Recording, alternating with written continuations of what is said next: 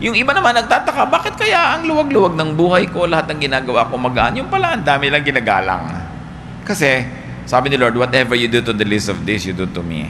Mahirap bang maintindihan yun? Hindi mo kayang sampahin yung langit para irespeto ang Diyos? Irespeto mo ang tao, pagrespeto na rin yun sa Diyos. Sinasabi mo, paano ka naman mababastos ang Diyos? Madali, mambastos ka lang ng tao, binastos mo na ang Diyos. Kaya maraming mga tao, umaani ng maraming parusa, hindi nila alam kung saan ang galing. Kasi ang dami pala nilang taong binabastos.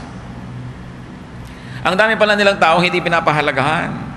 Yung iba naman nagtataka, bakit kaya ang luwag-luwag ng buhay ko, lahat ng ginagawa ko magaan, yung pala ang dami lang ginagalang. Kasi, sabi ni Lord, whatever you do to the least of this, you do to me. Mahirap bang maintindihan yun? Hindi na natin kailangan maging napakalalim at napakataas sa ating pananalig. Ibaba mo lang sa lupa yung application. Respect for God is respect for people that He loves. He loves people whether they are lovable or not. It means respect for others. Unang Pedro 2:17, igalang ninyo ang lahat ng tao. Ano bang ibig sabihin ng lahat? Lahat. Filipos 2:3, ituring ninyong higit ang iba kaysa sa inyong mga sarili.